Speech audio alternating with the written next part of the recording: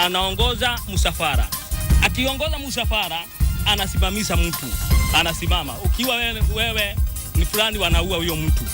Reliving a night of terror, tales from the deadly Petoni attack. I wish to assure the country of the government's commitment to deal with political incitement and caution political leaders inciting the public to desist from destructive politics and ethnic profiling. Al-Shabaab claims responsibility, but government says it's all politics. The intelligence problem in this country is the point between passing on the information from the intelligence people to the people who are supposed to process and execute that intelligence, and that is the police. Who slept on the job? Spotlight on Kenya's intelligence system. From bad to worse, fresh worries in tourism industry over Lamu. KTN Prime with Linda Agutu and Ben Kitili.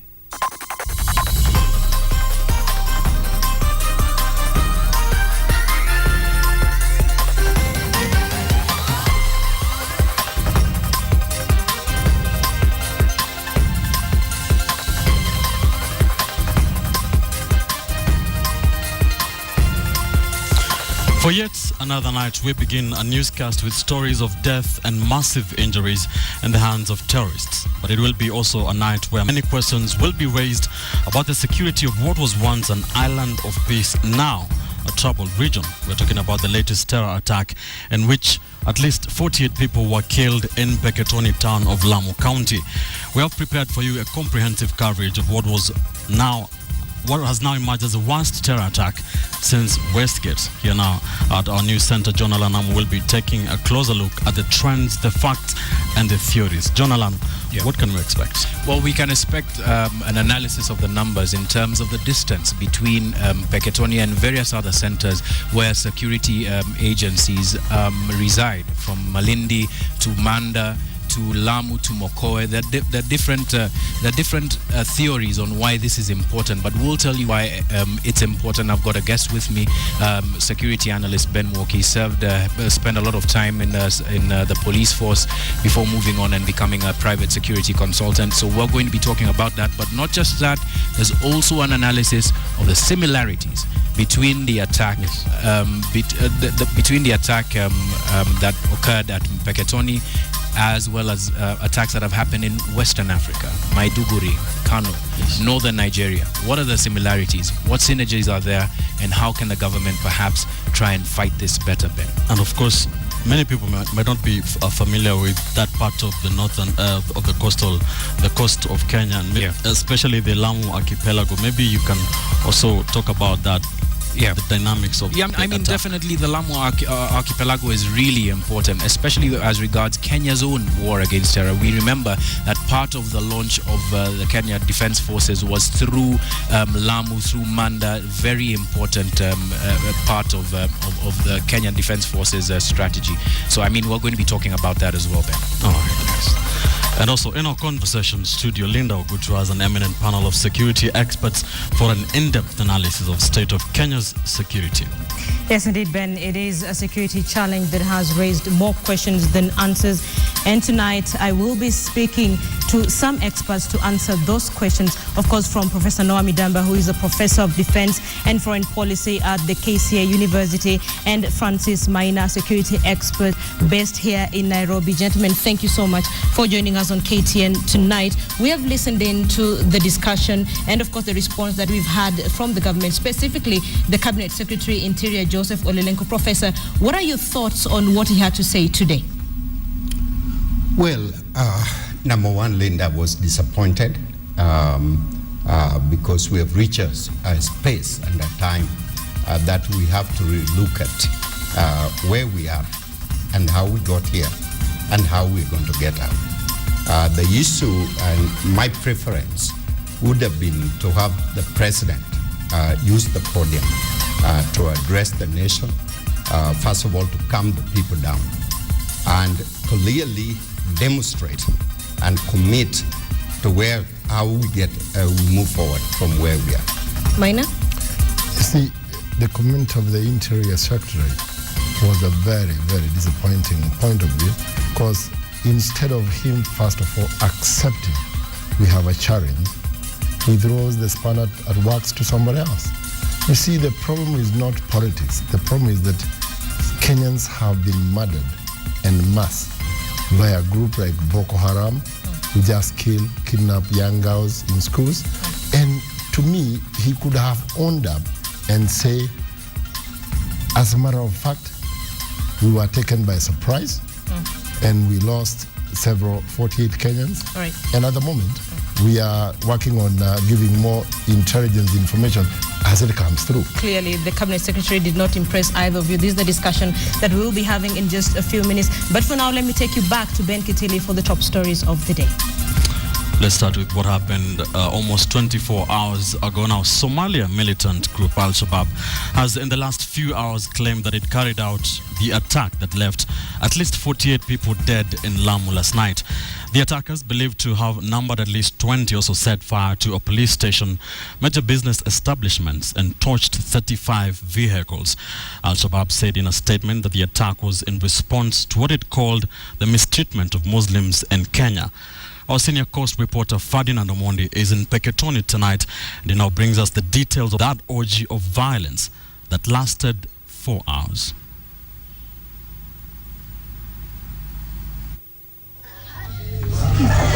Agony, pain, tears.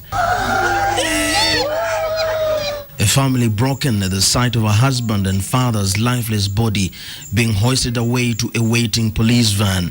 The man was shot through the head in close range as the family watched. It all started with an attack on Petoni police station at about 8 p.m. when unknown raiders laid siege and engaged police. It is thought they overpowered the handful of officers there, killed at least one before unleashing terror on residents. Wamekuja kwa ukali, wakikuta mtu barabarani wanaua, kutoka Kibaoni kwenda mpaka Petoni, barabara yote imejaa watu. John Wanyoike owns the Breezeview Hotel, the largest in Petoni. He says he was in his room on the second floor when the assailants struck as his guests were glued to a World Cup match. Wananisa wakaanza kutoka moja, wakaja wamefuruliza moja kwa moja paka pale kwa stairs ila kupanda. Na hapo ndio walipoanza kupiga marisasi juu na kuongea na radio call. Walikuwa na radio call wanaongea nayo, wanawasiliana na wengine. John was lucky to escape alive, and so were his guests, who were all incidentally watching the game but bolted into the darkness at the first sound of gunfire. The attackers ransacked the rooms, firing shots through the windows before setting the hotel alight. Then they drove towards town, reportedly honking and firing. They began moving from building to building, flashing out the males and shooting them in the head or slaying them at the neck. By 10 in the morning, the Kenya Red Cross had counted 48 bodies, all from bullet wounds or deep cuts. One had been burnt to ashes. Bodies lying along the road and properties destroyed. You would occasionally see a motorcycle that probably was being used by the deceased, and they were unfortunately hacked and left there. There remain fears that some bodies could still be in the bushes, where some took off to hide after an alarm went round that the police station, their first source of protection, had been besieged. It wasn't just people they were after, but also prime property. At least 35 vehicles were torched, with eyewitnesses suggesting they used a sophisticated weapon, which they triggered to burst the targets into flames. They also razed 2 banks, a petrol station, and several other enterprises. Ni kama watu very highly trained. So tuliona waliweza kuwakabili polisi kwa muda huo wote na wakaweza kufanya hayo maangamizi makubwa waliofanya, na pia walikuwa hawana haraka. Walifanya hiyo kazi kama ambao wameshawaweza wale polisi. A local administrator claims that distress calls were poorly responded to, with the earliest reinforcements arriving at 1 a.m., 5 hours after the attack. But Lamu Governor Issa Timami says the situation left security reinforcements with little room for maneuver. We also feared that the police vehicles could be ambushed because we really didn't know what the situation was like. So I believe the police actually left their cars quite a distance from here and they trekked on foot. And this is why the delay in coming to help our people. After terrorizing Petoni and leaving it in a ball of fire, smoke and death, the death squad headed for Kibaoni in 2 minivans, shooting and killing along the way. In Kibaoni, it was the same script, flashing men out and killing them in front of the women. They torched the second of Wanyoike's hotels along with several other businesses and vehicles before driving towards Witu. The shells of the suspected escaped vans were found abandoned some 15 kilometers from Kibaoni, from where they are believed to have escaped on foot into the nearby thickets after setting the vehicles on fire. Their identities remain a mystery, but survivors suggest a mixture of personalities, majority of whom spoke Arabic and others fluent Kiswahili. Kuna Wasomali ambao walikuwa wakiongea Somali na kuna Waswahili lugha ya Kiswahili ambao walikuwa wanaongea lugha ya Kiswahili na kusema tokeni ndani ya manyumba, tumewapa madakika na tutazirepua hizi nyumba. There have also emerged widespread suggestions of a white man who was allegedly spotted leading the onslaught. At least 5 whisperers claim to have seen a white man among the outlaws. Halafu ndo nikaona mmoja hakufanana nao, nikamwona yule ni mzungu. Tata nikashuka nikamwambia huyu shemegi yangu, nikamwambia jua kuna na mmoja si Msomali, yule ni mzungu. Sura nilimwona ni mzungu kwa sababu nilikuwa juu kabisa ya sakafu na wao wako chini hivi nikiwaangalia. And while the answers lie in finding out at least one suspect or lead, yet again Kenya security apparatus appear to have been caught flat-footed. All bandits escaped, leaving behind widespread fears in Petoni that this may not be a one-off attack. Another tale of death and destruction, another story of brutal murders, massacre style. For the umpteenth time, somewhere in the coast region has been attacked with devastating results, with people crying for answers from a government that has previously failed to provide those answers. Ferdinand Omondi, KTN, Petoni, Lamu County. Ferdinand Omondi will stay in Petoni to keep you updated in the wake of this unfortunate attack. As we mentioned, the Somalia-based terror group Al-Shabaab has said it carried out the attack, but in Lamu. But here in Nairobi, the government appeared to be pointing fingers at some unnamed politicians. But as KTN's Rita Tinina reports, the opposition coalition CORD has dismissed the alleged political link as an excuse by the state. Almost 18 hours after the Petoni attack began came the government's first response. A news briefing by Interior Cabinet Secretary Joseph Olelenku on the steps of Haram House. I want to assure Kenyans that the perpetrators of this heinous act will be pursued to face the full force of the law. The brief statement was issued after the president convened a National Security Council meeting at State House, and the government was talking tough. There is a line beyond which nobody should cross.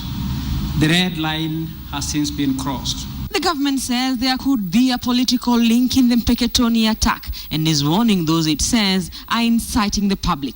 Whether this is linked to politics or not is something that is yet to be verified, but we don't rule it out. Those engaging in incitement of public will be firmly dealt with in accordance with the law. A section of Jubilee legislators were reading from the same script. We are reading nothing more than a political motive. But CORD dismissed the government's political link theory. If he wants to foreclose investigations before they start, how are we going to know the truth? And it's very easy to say politics. He has to come out with facts. I'm afraid that what we are hearing is nothing other than diplo speak from the government. The coalition is turning the heat on the government over the security situation in the country. As distress call goes out to a police station and takes 5 hours before they've acted, that speaks a lot about the state of preparedness of our security agencies in the country. I pointed out to the president when we were with him in Bungoma that his security structure was defective and ineffective. The Kenya National Commission on Human Rights also took the government to task. The established institutions that should keep the country safe need to rise to the occasion and prove that they can do so. The government's response, coming almost 18 hours after the attack was launched, was heavy on tough talk. The Petoni attack is just one in a series that the country has witnessed, and the government will need more than just words to reassure an increasingly anxious nation. Rita Tinina, KTN, Nairobi. On the big question tonight, we are taking a look at that particular angle of the story, and we are asking you, do you agree with the assertion that politics is to blame for the Petoni attack? Tell us what you think. SMS yes or no opinion to the number 22155. You can also join the conversation via Twitter or other social media platforms. The handle is at Ben_Kitili, at Linda Ogutu, at John Alanamu, and at KTN Kenya. We shall be sampling some of those views during and at the end of this live newscast, and we are trying to understand and analyze this particular attack that happened last night in Lamu.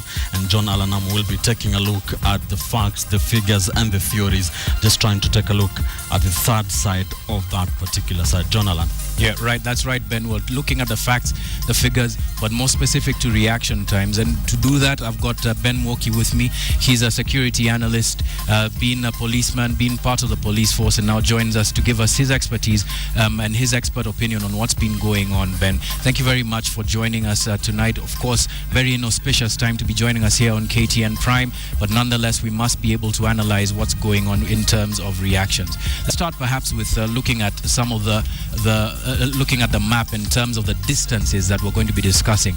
Look, now let's start with the distance between Lamu, or rather the distance between Petoni and Kibaoni, where the attack ended, right?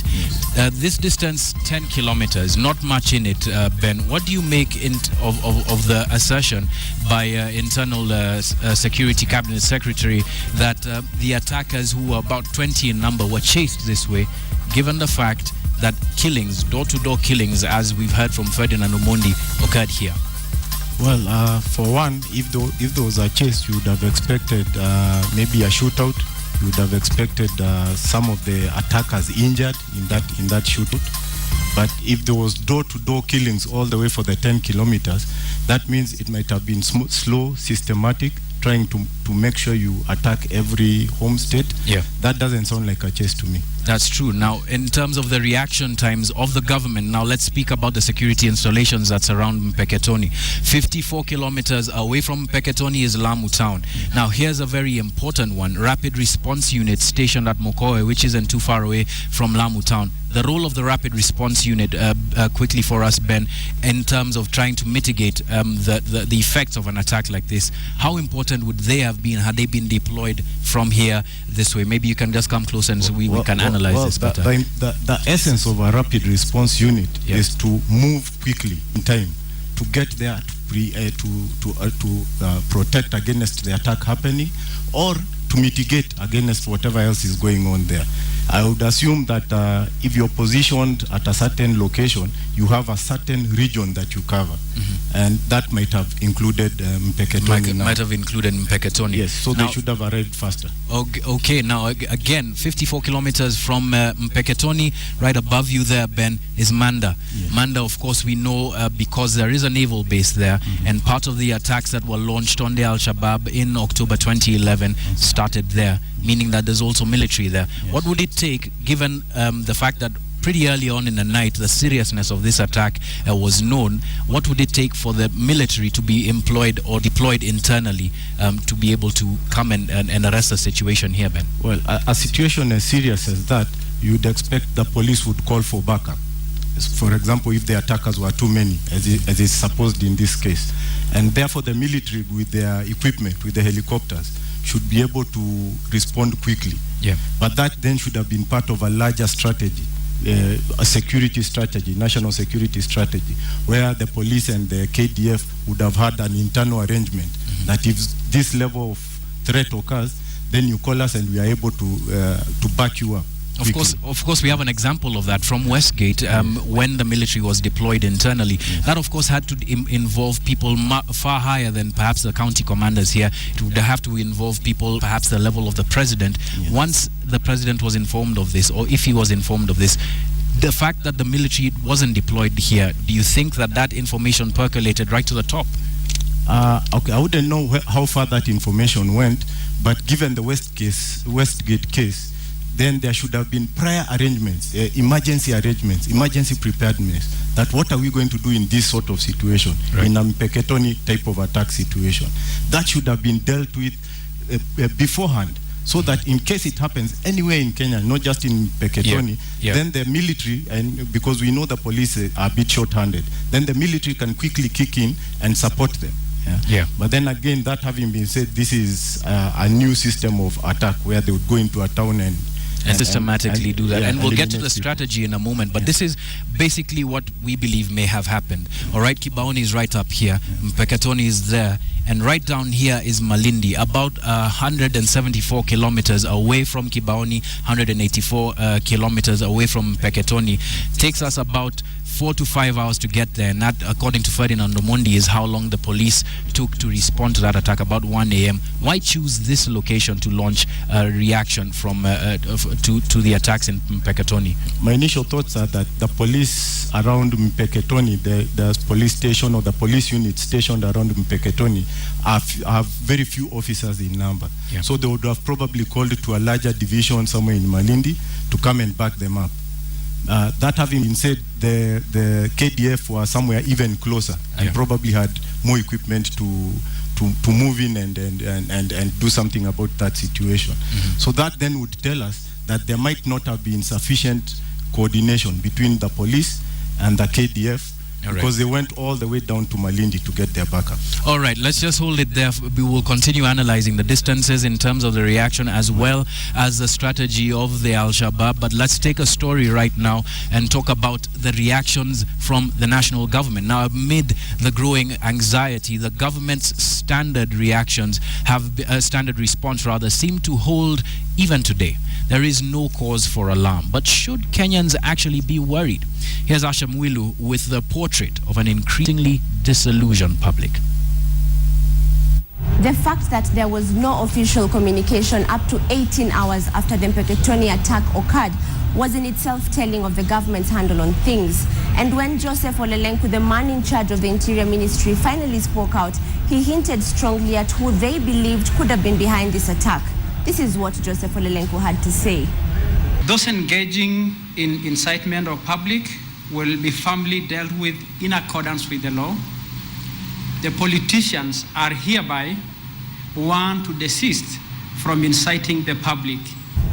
Now, listen to Kenyans' reactions right after that statement.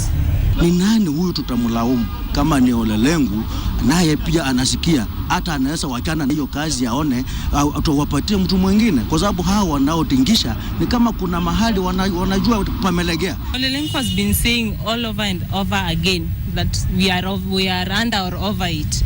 We are going to take control, but the occurrences are just the same. These people keep on killing us, and the government keeps saying we are under control. Kimbilia nyumba ya matanga kwanza, ndio kimbilia nyumba ya raha.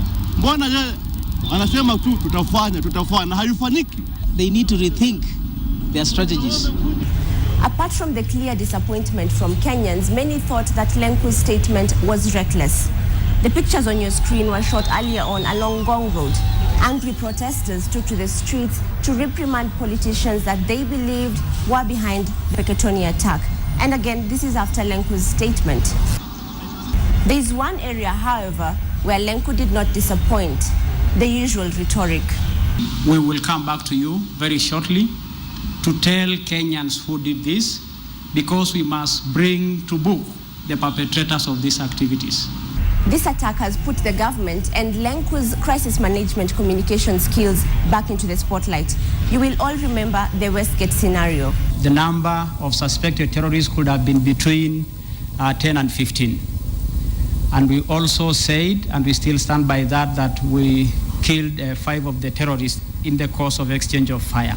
Some might actually argue that this time around, Olelenku was cautious not to give too much information and not to repeat his Westgate blunders. But he ended up giving scanty information on the latest attack and opened Pandora's box by hinting that this could have been a political attack. Compare how Joseph Olelenku handled the situation and how President Barack Obama briefed Americans right after the Boston Marathon bombing that killed 2 people and injured 80 others. We don't yet have all the answers, but we do know that multiple people have been wounded, some gravely, in explosions at the Boston Marathon. I've spoken to FBI Director Mueller and Secretary of Homeland Security Napolitano, and they're mobilizing the appropriate resources to investigate and to respond. I've updated leaders of Congress in both parties, and we reaffirm that on days like this there are no Republicans or Democrats. We are Americans united in concern for our fellow citizens. Even after the government's statement, the Al-Shabaab still came out and claimed this attack. So after the man in charge of the country's security docket came out and briefed Kenyans, the country has been left with more questions than answers. Asha Mwilu, KTN, Nairobi. More questions than answers, Asha Mwilu then. Also very angry responses from Kenyans on social media, but also Kenyans on the street. We continue to analyze the situation down in Petoni with my guest here, Ben Mwoki. Now, we've spoken about the map and we've spoken about the distances. Now, let's go to the style of the attack. Ben, now look, Tana River. Burning of houses in 2012, 2013, Semikaro, Kilelengwani, those militia attacks on different communities there. There's a difference here, though. The difference, of course, we've got it here, use of firearms and seemingly well-coordinated attacks. What does this say to you about the planning of this attack that left Kenyans, 48 Kenyans dead?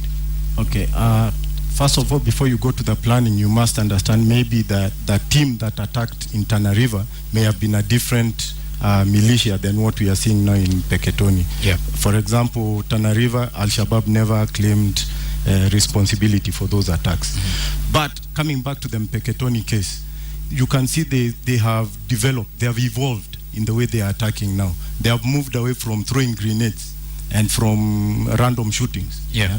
They are now going into towns en masse. Yeah. And I think this is one of the major police stations or police posts that have been attacked in a long time. In fact, the attack started at the police station, burning of AP cars. Yes. Very strategic. Unfortunately, I mean that looks like a group or a number of people that had a very good understanding of the lay of the land. Let me just bring in the aspect of the Amniat, which is the intelligence wing of the Al-Shabaab that has claimed responsibility. Yes. Given the fact that you've been able to analyze the Amniat and the Al-Shabaab's, by extension, actions across the region, how important are they in the execution of such a devastating attack? Well, intelligence is always critical to preceding any attack. You need to understand the layout of the land. You need to know where your enemies or your opposing force is stationed. And so that's what they did over here. They went and hit the police station, who would have been the people who are charged to protect the population there. They disabled them. They disabled probably the communication system. So maybe that also was a problem, getting information out. Sure. And that was very strategic.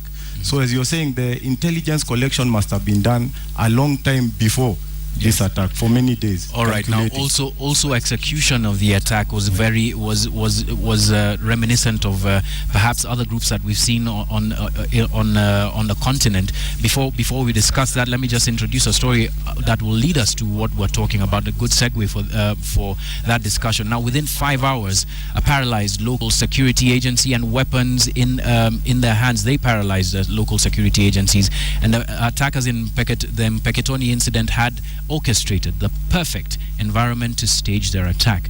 But it is what they did in those 5 hours that has led to comparisons between the Petoni attack and the notorious militant group in Nigeria, the Boko Haram. Here's Edith Kimani with the details. The image of smoldering ashes has become synonymous with Boko Haram attacks in Nigeria. The Islamist militant group, which has gained notoriety since its inception 14 years ago, has come to be known for its improvised explosive devices, particularly in cars, torching buildings and meticulously planned attacks claiming mass casualties. Their first known attack in 2003 set the stage for their crimes. A reported 200 Boko Haram insurgents attacked multiple police stations in the Nigerian northern state of Yobe, killing several policemen, stealing weapons and police vehicles. The attack in Petoni has all the markings of this group. The attackers reportedly began their attack at the Petoni police station. Like the Boko Haram, stole weapons, subdued their security agents, in the process killing one and torching their vehicles. This was reportedly happening as another group of the attackers simultaneously burnt down a bank, a hotel and a petrol station. Another mirror with a Nigerian militant group which in August of 2011 killed 12 people after Boko Haram attacked a police station and 2 banks in the city of Gombe. This attack would pale in comparison to their 2012 attack when more than 200 people died in coordinated attacks targeting police, military, a prison and the targets in the city of Kano in Kano State. In September of 2013, in an area of Nigeria called Benishek, the Boko Haram staged one of their most calculated attacks yet. Donned in military attire, they staged a fake roadblock where they managed to execute 143 travelers. Fast forward to February 2014, that's this year, they torched 23 homes in a small village in Nigeria. Torched houses and close-range gunshots with attackers going door to door for their victims, a reflection of Boko Haram's execution style. The choice to target Petoni, a rural settlement inhabited by an impoverished majority, is also similar to Boko Haram's targets in the rural and economically poor north of Nigeria. With an increasingly globalized world, however, it's no surprise that crime is also morphing with borrowed tactics from neighboring militants finding their way into the Kenyan borders. The question, however, is if the Kenyan security forces are also borrowing crime-fighting techniques from other countries. Edith Kimani, KTN. Very pertinent question there being asked by Edith Kimani. If the Kenyan security agencies are borrowing from the best practices around the world in terms of combating terror, but back to what played out in Petoni with regard to Boko Haram, what does this say about the alliances between terrorist organizations on the continent in terms of transferring of strategy? Well, an important characteristic of any terrorist organization anywhere in the world is borrowing. They work a bit like our corporate organizations. They set training schedules for themselves internally within their industry. And the same happens also in terrorist organizations. They will lend each other skilled manpower, they'll equip each other, they'll send you to Nigeria, to any other place, to get the relevant training. Yeah. We've had one report where one of the witnesses said there was a light-skinned person, a European person, yeah, maybe a member of another organization also, heading or helping in the execution of this particular attack. So that's something that is very common with terrorist organizations. Of course, the nexus between the Boko Haram and the Al-Shabaab, of course, is the disturbance of local security and the perpetration of fear. Yeah. Ben, thank you very much for coming. Just before we conclude, security is top of mind here in this country, and coincidentally today Transparency International released a poll. I'll just go very quickly through what that poll said with regards to national security. Okay. National government performance on security, 62% of people who are polled rated the government poorly. Again, national government's prioritizing of security, of national security as a national priority, 52% believe security should be a top priority, meaning that, of course, they think that it's not. But interestingly, now here's a bit of a shift, and perhaps maybe this points to either a good reading of the Constitution or the fact that county governments have said, look, security in terms of the national government and in terms of the Constitution is a national problem. In county governments, prioritizing of security, 22% 22% of the people who are polled at county level believe that should be a top priority. Huge gap in terms of the differences, Ben. And of course, we'll continue to talk about this as the events unfold down in Petoni, as well as with the security situation. Thank you once again for coming and joining us. Of course, you're going to be back with us later on this week, Ben. Very interesting, but also very worrying facts coming out of this discussion. Let's see what's going to be happening as the days unfold down there in Petoni, as well as up here with regard to the national security strategy in terms of fighting this war in days coming forward, Ben. Indeed. Thank you, John Alam. John Alam Namu there, talking to security expert Ben Mwoki about just some of the permutations and the theories and facts, what happened, might have happened, or should have happened. And as we continue to cover for you this story. For now, we take a quick break, but don't go too far. We'll be back shortly. Analyzing Kenya's security situation, a panel of security experts are in studio. Wazazi wote wasikubali na waambie their sons and daughters not to participate. Participate kwa hii mwito ya politician, wanasema kuko sabasaba demonstration, sababu hiyo inaleta maafa. And we are still covering for you the Petoni attack. And very quickly, the big question tonight, we are asking you, do you agree with the assertion that politics is to blame for the Petoni attack? Tell us what you think. SMS your yes or no response via our social media platforms, and of course our SMS line 22155, our hashtag Petoni attack. For now, let's take you to our conversation studio where KTN's Linda Ogutu is standing by with a panel of eminent security experts to dissect this issue further. Linda. Kiteli, thank you very much. Of course, is politics to blame for the Petoni attacks? There is a question that we seek to answer in just a few minutes as I speak to my security experts here in studio with me. But before we get there, over 100 people have so far died in the last 1 year from terror attacks in the country, prompting the US and UK governments to evacuate their citizens from Kenya and issuing travel advisories. Have the two governments been sharing their intelligence information with the Kenyan government, or is the country's intelligence gathering weak? KTN's Wilson Buru reports. Last month, the British government evacuated hundreds of its citizens who were in Mombasa on holiday, following what it said were new warnings of terror attacks.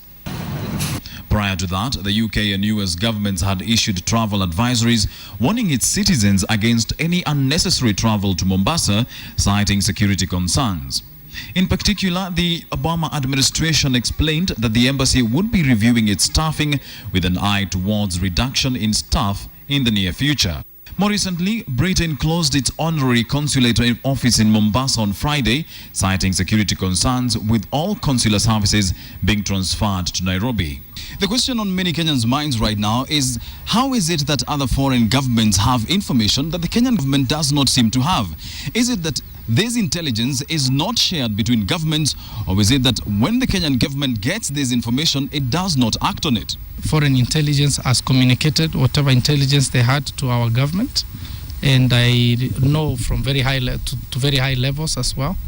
However, what I think is our intelligence problem in this country is the point between passing on the information from the intelligence people to the people who are supposed to process and execute that intelligence, and that is the police. Every security organ in the country has its intelligence gathering machinery. For instance, the police have the CID, while the military has its own intelligence gathering unit.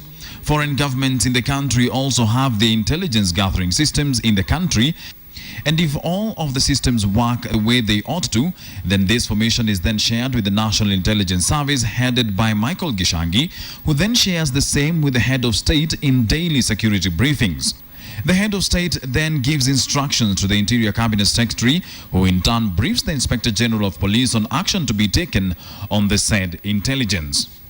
However, with the several attacks that have rocked the country in the recent past, one has to wonder, where is the breakdown in the sharing of information which is primarily aimed at preventing these attacks?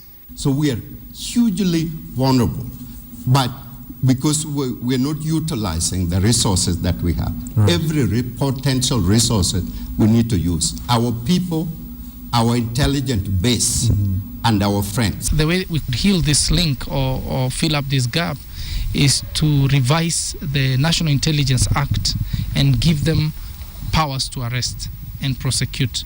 That way they can all do it in one house. The attack in Petoni, which left 48 people dead, seems to be yet another lapse in either gathering or sharing of intelligence reports.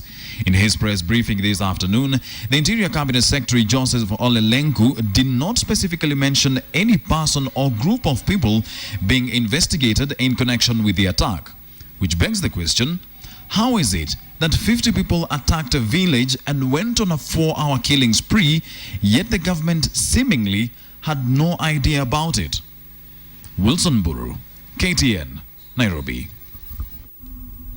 You're watching KTN Prime. Thank you for staying with us. Let's pick up from where Wilson Mburu left it on the issue of intelligence. Of course, in studio, I'm joined by Francis Maina, who is a security expert, and Professor Noah Midamba, who also contributed to that story that was done by Wilson Mburu. He is a professor of defense and foreign policy at Kenya, at KCA. Thank you, gentlemen, for joining us and, of course, staying with us. We're looking at the story that has just been done by Wilson Mburu, and we're looking at intelligence gathering in the country. Do we go wrong when you start blaming the police? Because either the police have no intelligence to act on, or they get the intelligence and they don't act on it? Linda, we need to understand the genesis of what happened and where we are, and the enemy we are fighting. We took an excursion into Somalia. Kenya never done that since we got independent, with the idea that we are going to protect our citizens. Remember, the biggest responsibility on the shoulder of the president is to protect his citizen, property, and territorial integrity. There is no other major responsibility than that. And it was appropriate for the president and for us to take excursion into Somalia and send a very powerful statement. It was appropriate then. Is it appropriate now? The issue is we need to see our soldiers did marvelous, surprise attack and achieve a limited objective. Now, the issue is, where are we right now? Where we are right now is we are fighting an invisible enemy who is highly sophisticated. We need to define this enemy. We need to understand who they are.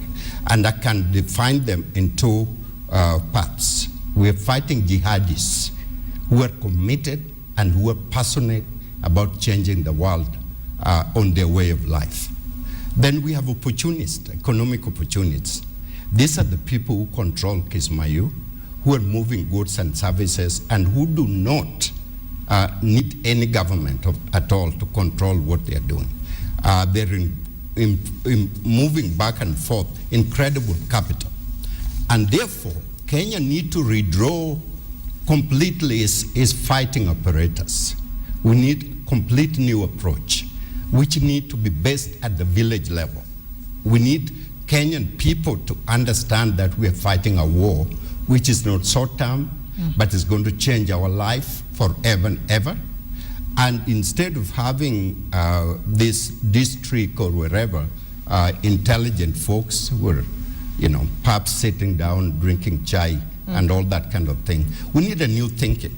Maina, we need a new thinking. And if you listen to the Cabinet Secretary Interior, Olelenku, today, he seemed in not so many words to be pointing to political leaders in the country. Of course, that changed the whole discussion, and we now focused on politicization of the entire issue. We had young men on Gong Road protesting against a particular leader who they say is responsible for Petoni attacks. You have CORD leaders and Jubilee leaders in a back and forth.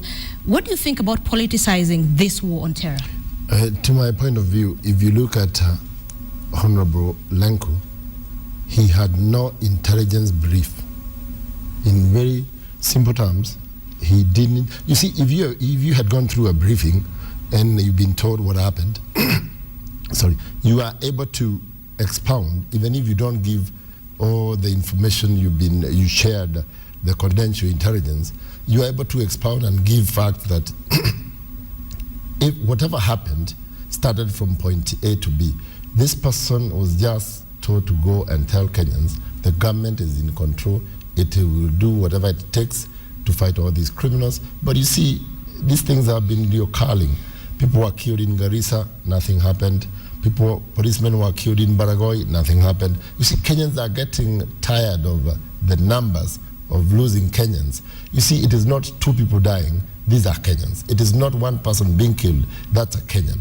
So to me, I think the biggest threat we have in this country, it's our intelligence family.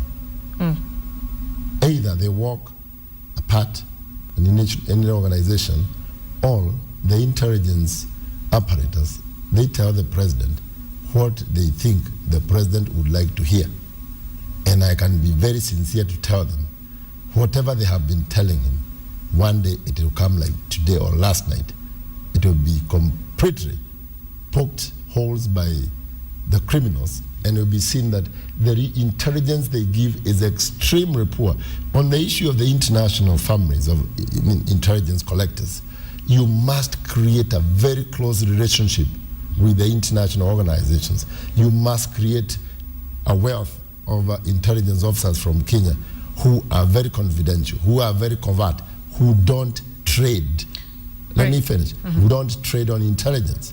You see, once the intelligence family start telling you from the international level that we suspect leader Ogutu is a suspect on terrorism, on El Shabaab and Al Qaeda, Boko Haram, then they get to know that Linda knew.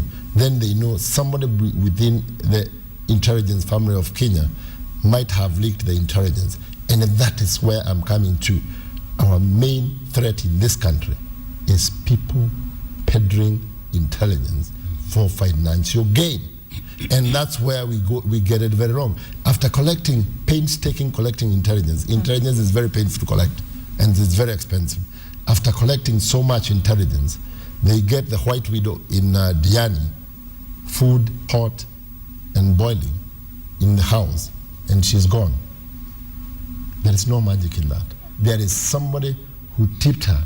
The guys are back on your head. They're just behind you, knocking the door. Professor, listening to Maina, is intelligence our biggest letdown? Because today, the Cabinet Secretary seemed to point at political leaders. Later on in the evening, you have Al-Shabaab taking responsibility for the attack. Is our intelligence system our undoing as a country? Linda, this is not the time for mudslinging. We are not mudslinging. We are talking about facts. Well, yeah, this is not the time for politicians to mudsling. It is time for the president of Kenya to use a bully pulpit and to express compelling reasons why all Kenyans should join together. See, the intelligence is the people at the grassroots level. For instance, I was in the United States. I'm a dual citizen of the United States here. I spent a lot of time in intelligence and understanding security in America and teaching.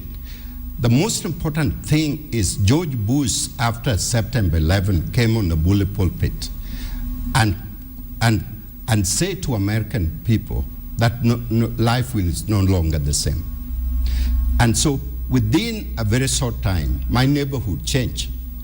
Americans were ready to go to war to defend the territorial integrity and the life of people in America. Is that what you would have liked to see today, the president probably addressing the nation? Here's the point. I think the moment we went into Somalia, we had excursion into Somalia, one of the things that needed to happen is a similar homeland security, complete with intelligent gathering, new mind setting, and people who have access directly to the president, cut through the bureaucracy, cut through people who are chit-chatting and talking and mudslinging, and so change the country, put a compelling reason why we are in a war and why this war is a long time, and then change. Now, it didn't happen that way. We fought a very intelligent war. Remind you, Kismayu, how Kenyans, KDF, were able to capture Kismayu is one of the best operation theater in the continent of Africa. But once we did that, it's like bees. When you go in a beehive, you scatter them. We scatter them. We have a porous border. We have an incredible high level of corruption in the country. And then we have people that have not come to terms with the state of affairs where we are. Kenya people think life is okay. Life is not okay in Kenya today. And so the president, it's not too late right now to bring the people of Kenya together and say, people, we are in a war. This war is not short term, it's not tomorrow, it's not everything. Our life as we know it must change. And people of Kenya will rally behind the president, which is needed right now. And once that is done, then you need to bring intelligent oppressors together, right the way from the village level. Forget the bureaucrats who are sitting down and passing information at the village level. Francis, let's look at the reasons that were given today by Al-Shabaab and on the reason why they attacked in Petoni. And a statement from the group said the attack was revenge for the Kenyan government's brutal oppression of Muslims in Kenya through coercion, intimidation, and extrajudicial killings of Muslim scholars. And it condemned the Kenya's military continued invasion, what Professor is talking about, and occupation of the Muslim lands and the massacre of innocent Muslims in Somalia. Are these reasons that we even should be talking about, focusing on as a country? No, I mean, it's very unfair that these goons of Al-Shabaab, they can reason that we are in their country illegally and we are trying to invade their country. First and foremost, our KDF has done so great that if you ask the ordinary Somalis in the other side of the Kenyan border, schools are up, I mean, people are doing better things, there is freedom, and people are enjoying what we call the human dignity. I mean, they are respected now. But you see, for the Al-Shabaab, they must hang somewhere. They must be felt. Because you see, they used to have it as a commercial base and they used to make money. Now they are no longer pirating, they are no longer collecting revenue, they are no longer doing whatever. So you see, they feel scattered and they have an excuse to explain. On the issue of operation in Isli, I would say it was unfortunate because it was done, I do not think, to the best of my knowledge, it was done with very credible intelligence. Because you see, it is not operation of putting 1,000 people or 2,000 people in a concentration camp or in a camp or whatever. It is the issue of following up 2, 3, 4 people and getting hold of them. If you look at the Boston Marathon attack, there were 2 brothers from Chechnya, and you see to them, they had been, their minds had been carried away from the Chechnyan ideology of against the West. And they did it, the 2 brothers, then they were supported by some 2 young men from Kazakhstan. And you see, when the Americans' intelligence family narrowed, it narrowed to each and everybody. One of the young men, 26-year-old Talfa, he was killed. The other 19 was wounded. He's now facing murder charges. The other 2 young guys were in prison because of abetting and an obstruction of justice. You see, they didn't hold up all the Muslims in Boston. They were able to narrow down. So you see, what we need to get is, we don't need to use that situation for any financial gain, and I'm sorry if I might offend somebody. You see, we need to be very, very methodical and very calculative and very honest that we are heading to this problem and we are looking for 5 people who are operating an illegal clandestine, terror organization, which is a national threat to this government. Not every Muslim, not every Somali, not every Muslim. If you are an illegal immigrant, you face the immigration law, but not really that deportation is a part of, like a punishment of war on terror. Right.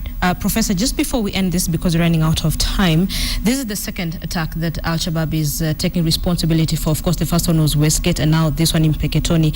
So, how then do we account for the rest of the attacks that we've witnessed in the country? Who or what is this invisible enemy that we're fighting? Linda, I think my friend here, Francis, talking about the brute war into excursion into Isili. It was wrongly executed because what I can tell you, the KDF are not trained to do police work. These are warriors. They're trained to kill. They're trained to defend the territorial integrity of this country. And if you remember what happened at Westgate, it came almost to a standstill, where these different departments were not working together in harmony, simply because that's not their mission. And what we need to do, again, Linda, draw the line between the enemy. Our people are not the enemy. And the enemy, you cannot single out how the enemy look like, because he may look like you and I. And therefore begin to use intelligent network, including our friends from United States, our friends from UK, our friend from Israel. They have done this for years. They know what they're doing. And then the homeland intelligence, which include visible everybody in the village. Okay, if your child has gone for a week, your young man has gone for a week and people don't know where is this person? And then Kenya need to create a huge database of Kenyans using digital information. We need to use every ID that we have that accumulate all information, where we were born, how many children we have, where we went to school, what happened to our life, and all that kind of thing. That need to be all assembled together because of the state of affair we are. That we are in as a country. Yes. Maina, finally, before I let you go, does this government inspire confidence in the way it's fighting insecurity in the country? It is worrying the citizens very much more than anybody else, because you see the prayers of the security systems, they are trying like to undo each other. And you see the threat we have in this country. We have the local terrorism, the inspired young men who've joined terrorism, and we have the international foreign terrorists. And you see, we need to draw the lines of who should be tracking who and who should be tracking the international people. You see, in this country, the president needs to come up with a very clear-cut policy on security, and he needs to be on top of it. He doesn't need to be told. He needs to have friends who don't work at him, who will be telling him the true state of the country's security. If you look like George Bush in the year 2001, he called the former CIA, FBI intelligence officers. They talked to him, they gave him the idea of the Homeland Security. He worked with it. He worked with the Democrats. He worked with Bill Clinton. They made up a very strong, vibrant security operation, system for the United States. You go to Britain after the Saba of Britain, the same. You go to Israel. You see, we are not an island that we cannot be attacked. And to finish, the biggest threat the president has is the issue of procurement. There are briefcase millionaires who make money from the security, the procurement.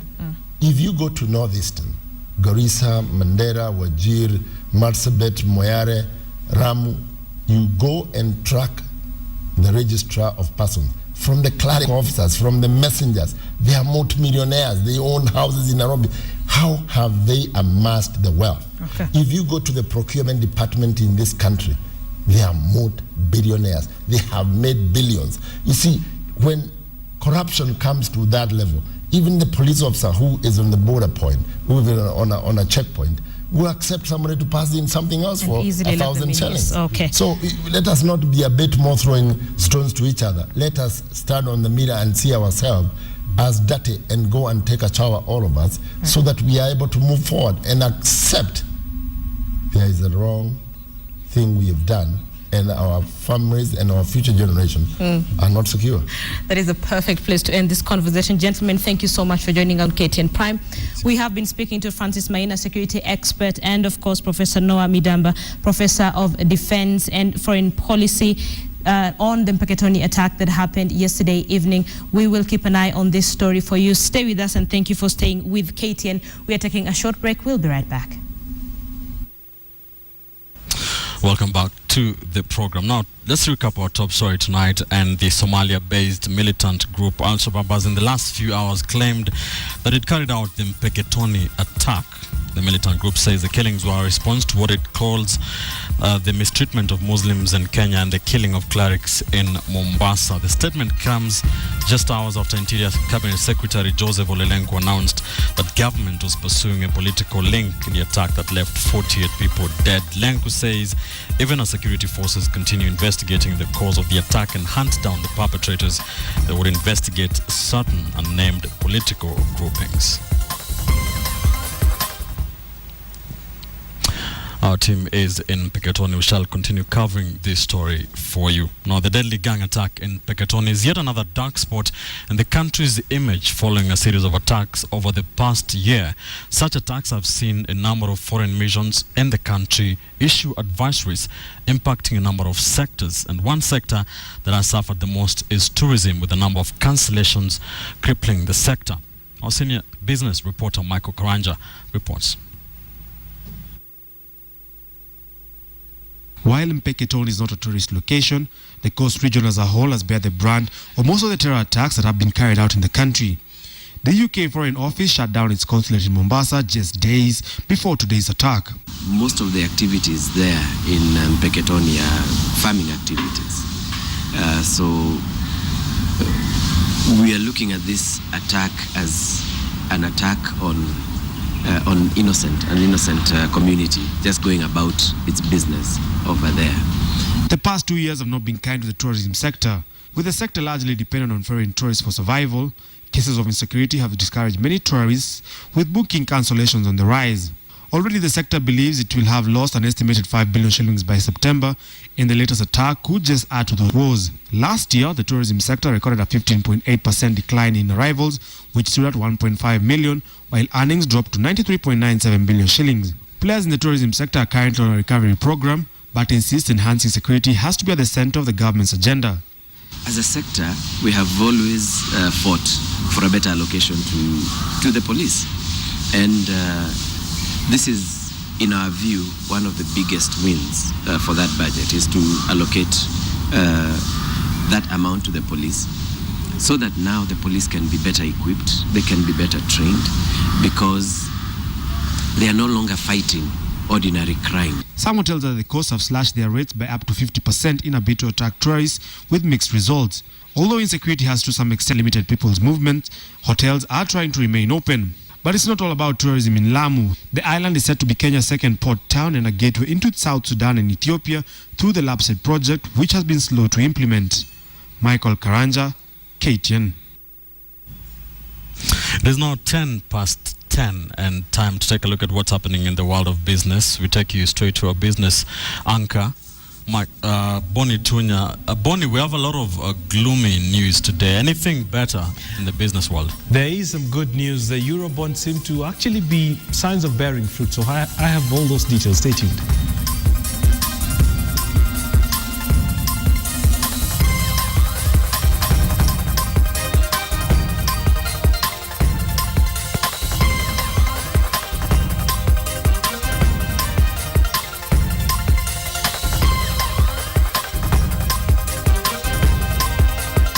You're watching KTN Prime.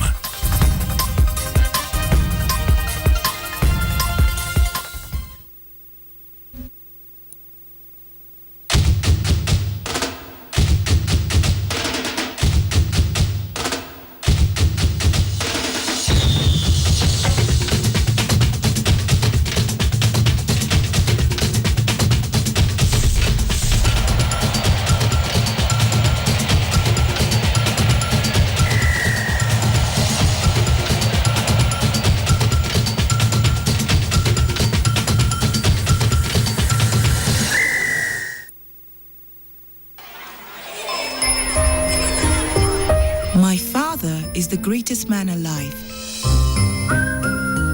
I know it because from when I was a child, my father had one simple dream: to have a house of his own and provide for his family.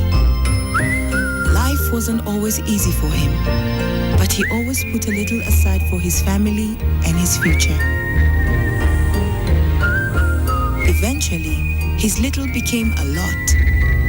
And not only did he live up to his dreams, but he exceeded them. I can't thank you enough, Dad. I am now ready to walk in your footsteps. NSSF, growing you for good. Good morning. Good morning. Did you know that your mouth is under attack? Really? Yes, bacteria buildup. It's responsible for most oral health problems. See, the main cause of most oral health problems. But I brush every morning. Try Colgate Total 12. It protects against bacteria buildup for up to 12 hours, giving you clean teeth, fighting bad breath, whitening teeth, preventing cavities, even preventing up to 12 serious oral health problems. So, did you use Colgate Total 12? Yes, I did. Let's see. Wow, it really worked. Colgate Total 12. 12-hour protection helps prevent 12 oral problems. Colgate, #1 brand, used and recommended by dentists. Air Travel and Related Studies Center is the premium training institution for diploma in food production. Enroll today and learn with professionals. Because we believe in setting standards, visit us at Bazaar Plaza, Moi Avenue, 10th floor. Air Travel and Related Studies Center, setting standards in training.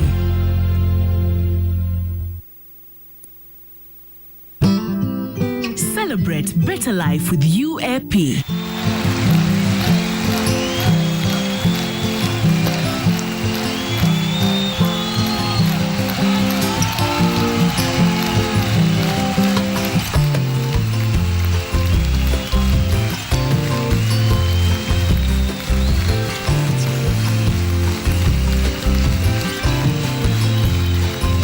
UAP. Better, simple life.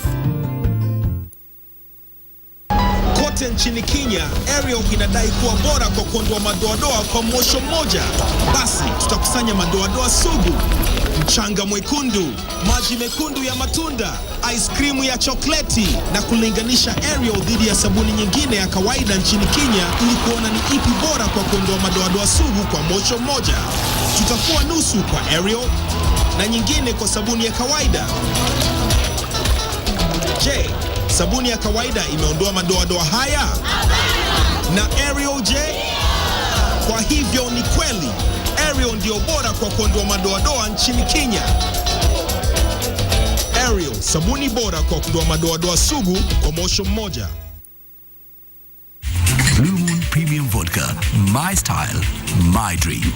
Blue Moon Premium Vodka is now available countrywide. KTN Business in association with Safaricom Business. And you've got to be connected and stay connected with Safaricom Business. Great visions need great partners. My name is Boni Tunya. This is Business. Now, over 100 billion shillings will be available for local suppliers in the multi-billion standard gauge railway project. This was revealed at a symposium hosted by the Kenya Railways to discuss issues around the project. Here's KTN's Adelaide Chengole. The proposed standard gauge railway, expected to be complete by the 1st of June 2017, will be of significance to the Kenyan economy. Already players along the various economic sectors are beginning to appreciate these impacts. It will reduce transport costs, it will improve safety on our roads, and make our goods more competitive. That this railway is going to contribute at least 1.5 GDP growth in this country. But contractors do not have to wait that long to realize the benefit of the project. Government has reserved 40% of the contract for local contractors who will get a chance to provide services. At least Kenya shillings 100 million and more worth of materials and equipment will be supplied by our local farmers.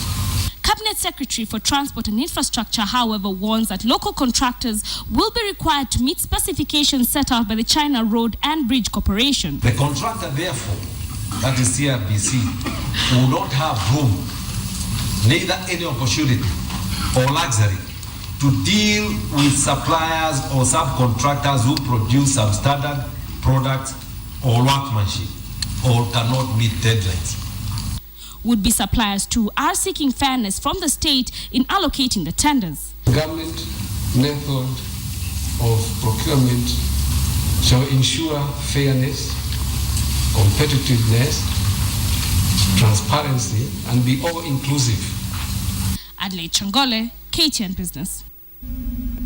And finally, some good news. Kenya has already received orders worth $3 billion for its debut sovereign bond that seeks to raise $1.5 billion to $2 billion, a senior government source who told Reuters today.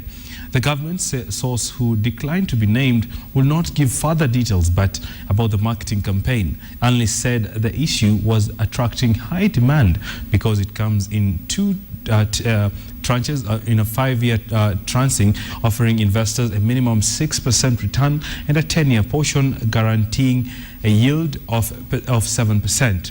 Traders said the pricing of the Kenyan 5-year offer was cheaper than existing Senegalese one for the same tenor, while the 10-year tranche is cheaper than the one issued by Zambia earlier in the year.